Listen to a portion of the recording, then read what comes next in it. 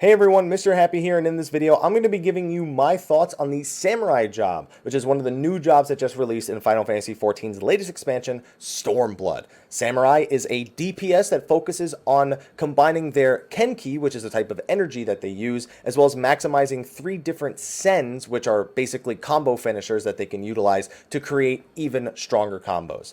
And it's all about chaining these resources together in a way that flows. Now, I'm not going to sit here and give you an opener and tell you exactly how it's going to be played. I'm not an expert on this job. I'm someone who likes it after playing it from 50 to 70, and I want to provide my thoughts on it as a casual Samurai player.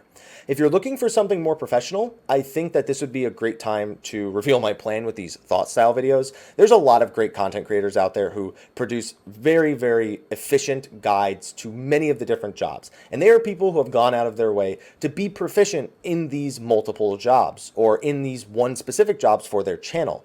And I feel like they don't get enough recognition, they don't get enough credit for how good the work they do is. So instead of me giving you an opener or copying an opener from another video and just doing it here, I'm just going to recommend you go to Momo's Samurai Guide. Momo produced some great ninja guides back in the 3.x series, has also produced one for the 4.0 series, and has also produced a Samurai Guide with multiple openers depending on the situation.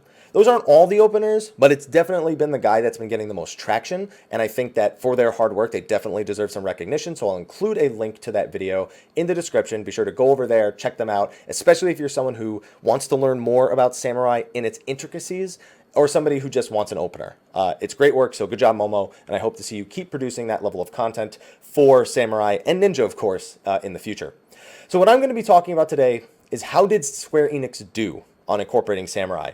There was a lot of expectations. Samurai is a classic job from the Final Fantasy series, but a lot of Final Fantasy XI players play Final Fantasy XIV, myself included, and so the expectation of Samurai was quite high because a lot of them, not so much myself, wanted it to have a lot of homages to the way it played in 11, but still be its own unique monster. So how do you make something that's so close to what it was in 11 and yet make it nothing like it because you're in a completely different game and still have everyone, not even just the Final Fantasy XI vets, really enjoy it?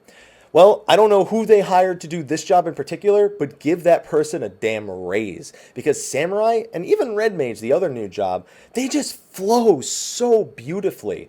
And Samurai is an example of a job that has a high degree of complexity in a lot of very subtle ways. But at the same time, if you know the bare minimum for the job, it still feels really satisfying to play. You still feel like you're contributing something to the group, even without that min-max mentality. So it hits really both sides of the spectrum and has a lot of room for personal skill ceilings for those people who are more hardcore. So let's talk a little bit about things more specifically. You can already see I have 70 of one of my gauges full. That is the Kenki gauge, and that is used to access a number of skills, from single target damage to AoE damage. So let's use a few of these skills. You have some single target damage, you have some AoE damage, and you also have an ability that buffs your next weapon skill by 50%. And then the big one is, and I need to very quickly generate some Kenki so that I can show it to you, is Guren, which is a massive hitting AoE on a pretty long cooldown, but it's also incredibly powerful in single target scenarios.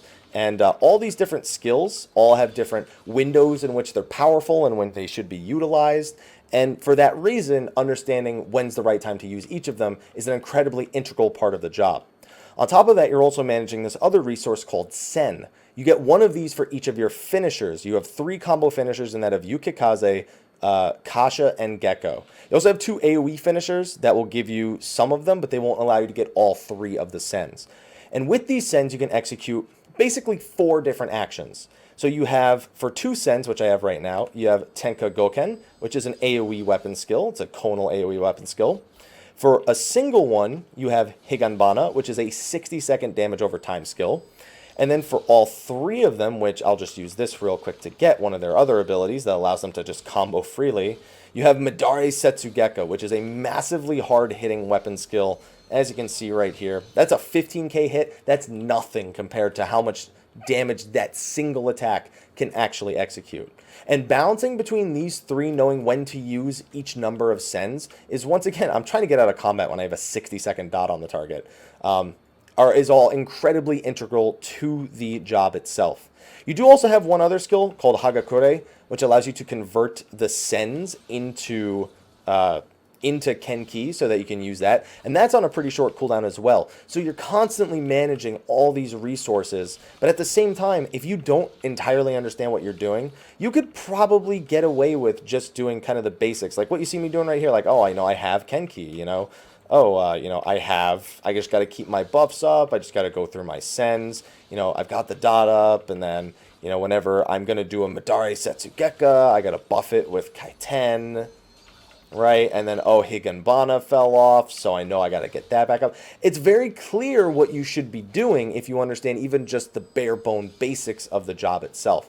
But the level of mastery in order to know, okay, Hagakure is every 40 seconds. How many sens do I want when I Hagakure? You know, do I prioritize Madare over Hagakure? And I know I'm pronouncing all these Japanese words incredibly wrong and it's pissing you all off.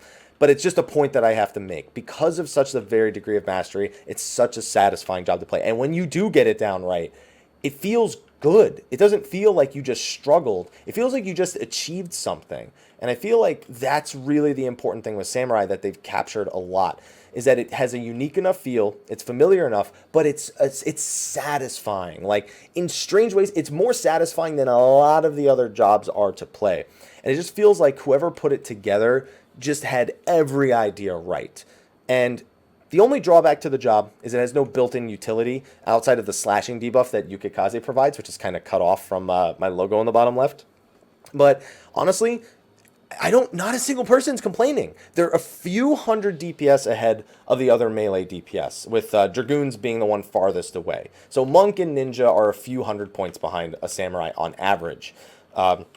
And considering they don't bring any utilities, that's like about the right place to be. Because people aren't like, oh, well, Samurai doesn't have utility, I'm not going to bring it to raid. They're like, oh, Samurai's a few hundred points ahead, so it's perfectly okay for me to bring Samurais to raids and just fill in the utilities in other places. People are immediately okay with the idea, an idea that was shunned for Monk, because Monk didn't provide enough damage over the other two DPS back in 3.x. So they've hit the nail on the head pretty much in all ways with Samurai. It's got a lot of really fun abilities to use. The number of things that you could look at, you can even do this. You even have a combo. Well, you have two off GCDs, one that, you know, puts you out of range and one that dashes you back into range. But they also, you know, gives you this other combo in NP, which you can use while you're far away after you've jumped away to get a little bit of your Kenki back before dashing in. So that way it's not a complete loss. Like, it just feels like everything flows. And it's just so impressive and so fun to play that I really kind of hope that some of the other jobs that don't feel like they got this degree of love will actually get this degree of love at some point through updates and whatnot. So if you're on the fence about playing Samurai, or you're new to the game and you're like, oh, I wonder how the Samurai itself actually plays, I can highly recommend it. It's definitely going to be, in my opinion, one of the more fun DPS jobs. As much as I myself plan to stick by my Monk, I can't deny that Samurai, they just did such a phenomenal job on it. And honestly, same deal with Red Mage, but I'll talk about Red Mage in its own video as opposed to talking about it here.